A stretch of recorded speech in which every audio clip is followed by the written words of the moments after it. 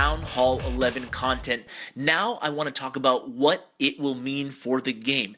Before we get started though, I should give you a couple quick disclaimers. Number one, what you're seeing right now is developer content, obviously. It is not finalized. The artwork, the mechanics, and everything like that is not finalized. Number two is there's obviously more on the way, okay? There's obviously going to be more than just a town hall and a new defense. So we don't know everything that's coming out yet. But let me tell you guys, there's a lot more, okay?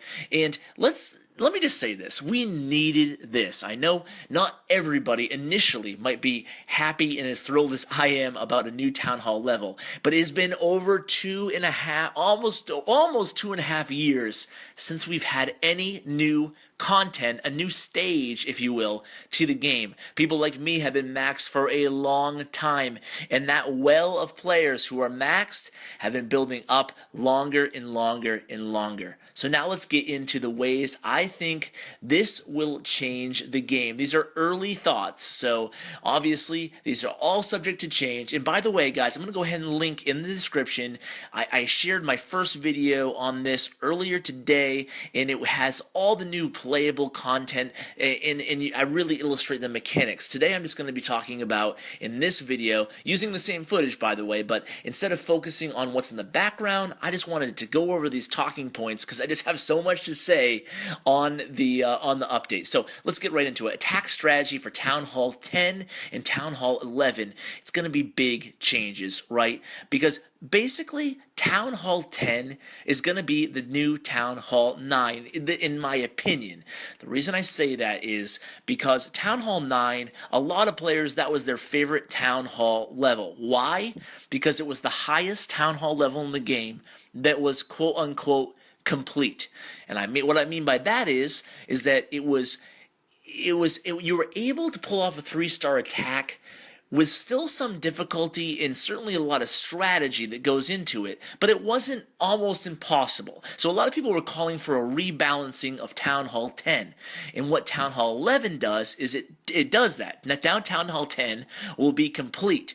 Why do I say complete? Because now Town Hall 11s will have a huge advantage when attacking Town Hall 10s, and like I said, there's probably going to be more stuff as well. So Town Hall 11s now will have a new hero. So with a new hero, you can easily go down, hopefully, in 3-star a Town Hall 10 as a Town Hall 11 now. I mean, you have a new hero, and like I said in the first update, the video I released previous to this one, I can only imagine there'd be new troops as well, because I don't think they would update a Town Hall 11 with a huge beast mode new defense without bringing up some more troops as well. So I think that Town Hall 11 is now going to be very difficult to get 3-starred, but it's also going to be pretty challenging to get 2 stars because you're going to have to deal with a new defense. So kind of like how when they brought Inferno Towers into the game at Town Hall 10, if any of you can remember that far back, it was really a challenge to just get 2 stars on those bases.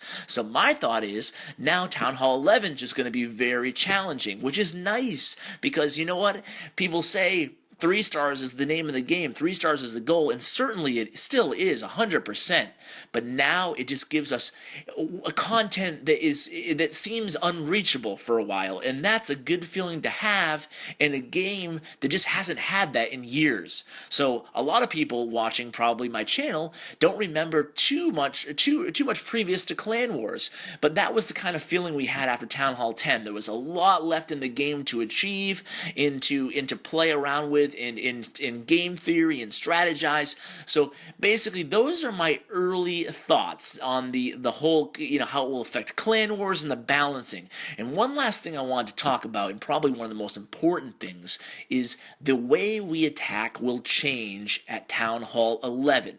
This new defense, the mechanics are subject to change, but let me just go over a little bit more in detail. Basically what it's going to be doing is when you drop some troops on the map, it's not going to be activated, but it's going to slowly activate the more and more troops you drop on the map. It's almost like a hit point, an army hit point sensor that this unit has. And as the attacker, you'll actually be able to see visually when it's triggering. I guess the best way to describe it is when it's warming up, and then it's just going to totally burst. And when it's unlocked and bursting, then the entire map will be basically hailed on by a lightning ray the entire rest of the fight.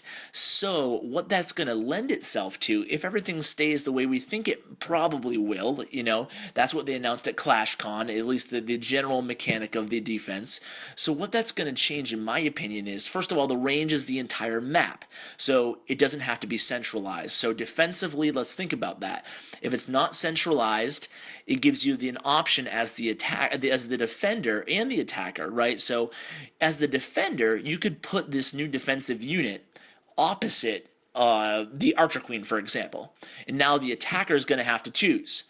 I can take out the new defensive unit with, let's say, I don't know, 7 hogs, right? You can take out, or just the kill team. You can use, maybe it will take more than 7 hogs because maybe it's a little bit protected, right? So maybe you use your kill team to take out the defensive unit. Or maybe you split your heroes to take out defensive unit and queen.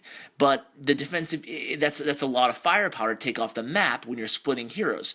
So I think what Supercell thinks right now is that they love the 3-star attacks. They love Golalun. They love Gohoi. They like seeing people try more and more advanced attacks and more phases to the attack. That involves really in-depth strategy, and I think that's what the game thrives on right now. So my thought process is they want us to use more phases to the attack. For example, now there might be 3 phases. Take out the new defense, number 1. Phase 2, take out the enemy queen. Phase 3, send in your troops. Or you can do vice versa. There's so many options now. But the idea is you can take out the defense depending on where it is, fairly easily probably, because it's not going to be active if you're not using that many troops. That's why if you keep your first phase of the attack light on hit points, you're not going to activate the new defense, and by taking it out, you'll basically mitigate it. Obviously, I'm speculating that it probably has a lot of hit points. You can't just lightening it down. It doesn't seem like they would add it for that. So anyway, we don't have all the mechanics right now. This is pure speculation on my part, but like I did mention, there's obviously going to be more stuff coming. So let's stay tuned. I can tell you that it is coming relatively soon, the new update. I don't think they have a firm date, but it's not like you're going to be waiting months upon months for the update. So hang in there, guys. I'm really excited. I think you should be too, and I think the game will change for the better long term now that the balancing issue is solved. And from here on out, who knows where Supercell will go. But I think this was a huge thing that has been addressed that's going to really help the game sustainability long term here on out. So guys, thanks for tuning in. Thanks for listening to my opinion on the new update. Hope you learned a thing or two on what might be to come. And guys, as always,